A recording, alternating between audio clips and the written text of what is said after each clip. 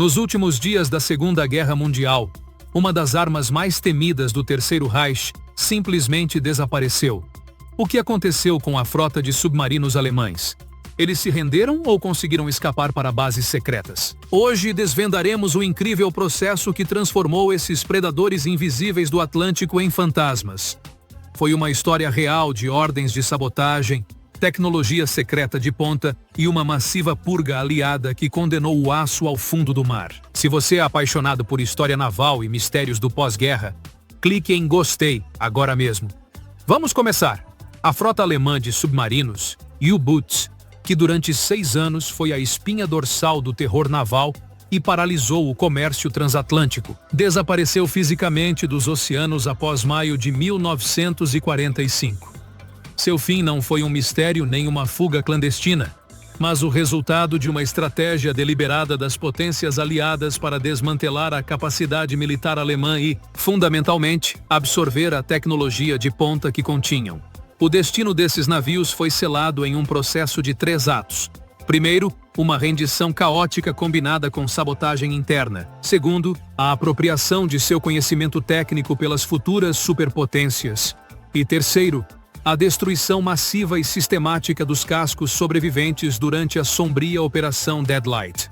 O arsenal não escapou, mas foi desmembrado, estudado e, em sua maior parte, submerso para sempre no frio leito do Atlântico Norte. A rendição da Kriegsmarine se desenvolveu em um ambiente de confusão, orgulho militar e pânico logístico. Após a morte de Hitler, o grande almirante Karl Dönitz, designado como seu sucessor, herdou a impossível missão de negociar a capitulação. Seu dilema era complexo.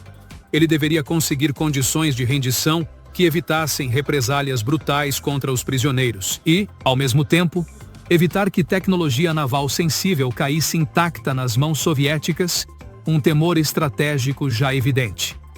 Essa tensão se cristalizou na infame ordem codificada Regenbogen, arco-íris, que previa o afundamento em massa do parque submarino. Embora o alcance final da ordem tenha sido debatido e muitas vezes contraditório, sua mera existência desencadeou uma onda de sabotagens.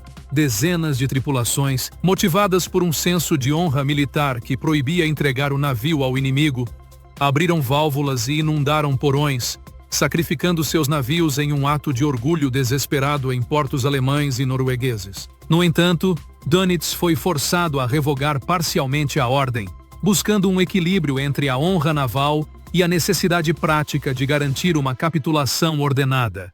Isso resultou em uma complexa combinação de navios afundados no Báltico e um número significativo que finalmente seguiu as instruções de se render e navegar para os pontos de encontro aliados, o que marcou o fim das hostilidades na frente submarina.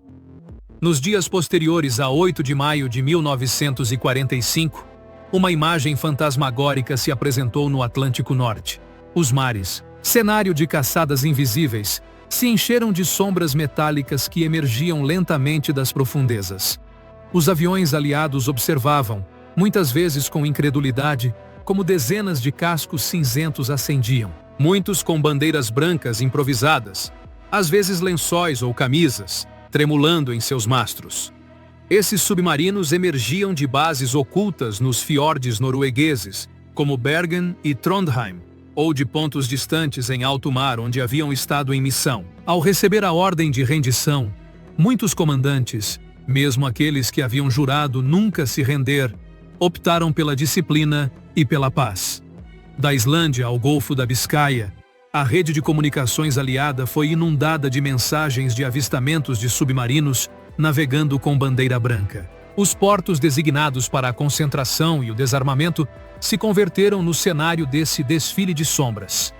Os principais centros de recepção foram Loch Eriboll, na Escócia, um fiorde remoto designado como o primeiro ponto oficial de entrega, Lisahelle, na Irlanda do Norte, que se tornou o principal centro logístico e uma vitrine midiática para a imprensa aliada, e Portland, na Inglaterra, ponto de encontro para os navios capturados no Canal da Mancha. As tripulações alemãs, exaustas após semanas de confinamento e combate, se renderam a seus antigos inimigos com uma mistura de alívio e vergonha. A guerra terminava no convés, mas sob ele, A verdadeira batalha pela tecnologia estava prestes a começar. Cada submarino capturado era considerado uma valiosa cápsula de segredos navais. O processo de desarmamento, conhecido pelos britânicos como despir e revistar, era uma meticulosa operação de inteligência, planejada para garantir a neutralização dos navios e a recuperação de informações-chave. As equipes de abordagem aliadas, compostas por técnicos e intérpretes, se concentraram primeiro em confiscar os livros de códigos, as tabelas de criptografia e os dispositivos Enigma a bordo.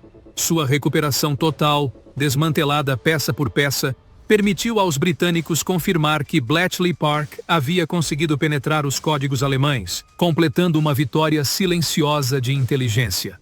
Mas o interesse científico era enorme. Foram inspecionadas e amostradas ligas, lubrificantes e, sobretudo, as inovações que haviam revolucionado o design de submarinos. Isso incluía os sistemas snorkel, o tubo retrátil que permitia aos navios usar motores a diesel em profundidade de periscópio sem exposição visual, e as baterias avançadas que permitiam uma autonomia submersa sem precedentes. No entanto, a joia da coroa tecnológica foram os submarinos tipo 21 e tipo 23.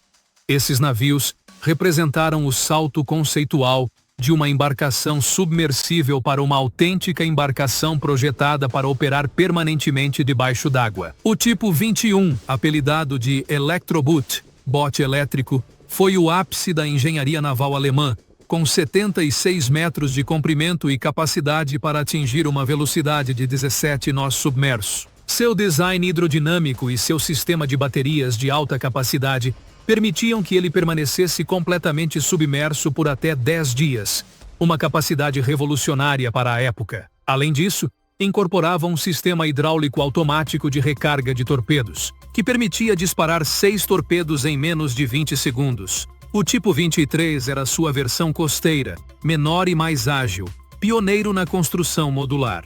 Quando os aliados inspecionaram esses modelos, compreenderam que estavam diante de uma tecnologia uma década à frente de seu tempo.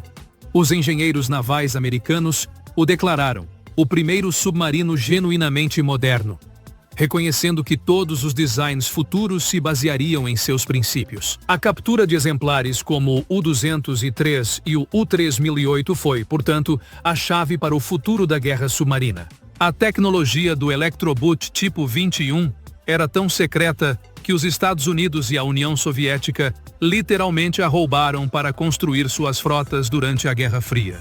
Isso demonstra que a derrota alemã marcou o início da era naval moderna. Mas a história se torna ainda mais épica. O que os aliados fizeram com os mais de 100 cascos restantes? Se você achou esta injeção de história e tecnologia incrível, não se esqueça de clicar em gostei, compartilhar este vídeo com um amigo fã de guerra e se inscrever. Agora, a Operação Deadlight.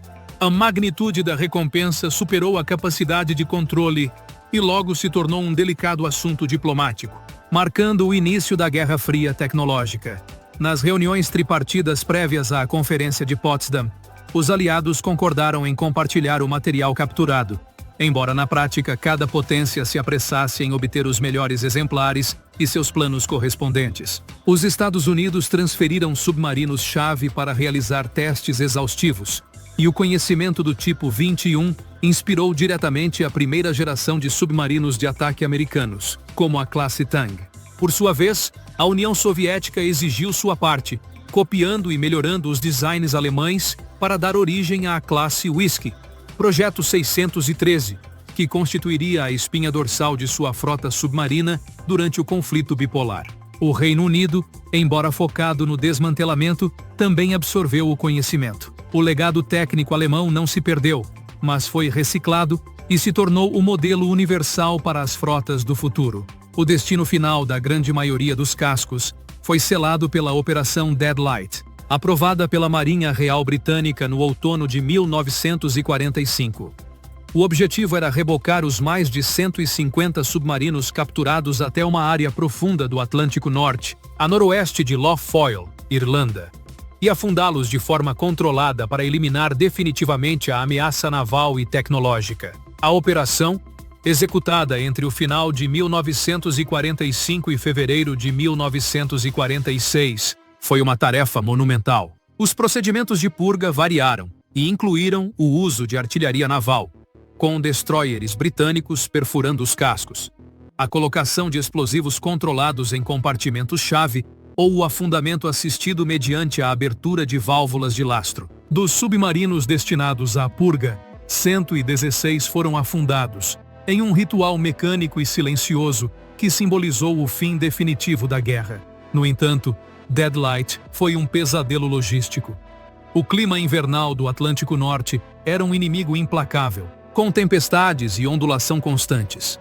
Os navios rebocados estavam em mau estado, com vazamentos e sistemas inoperáveis, o que fez com que mais de 1/3 das embarcações afundasse acidentalmente em rota antes de chegar à zona designada. O mar, hostil e imprevisível, acabou fazendo o trabalho por conta própria. Um oficial da Marinha Real Britânica resumiu, aludindo aos navios perdidos: "O mar os levou antes de nós." Os submarinos alemães morreram anonimamente, sem resistência, vítimas do tempo e do clima. Hoje, esses submarinos descansam a mais de 2.000 metros de profundidade, um vasto cemitério submarino que atesta o fim de uma era. No entanto, sua tecnologia não desapareceu.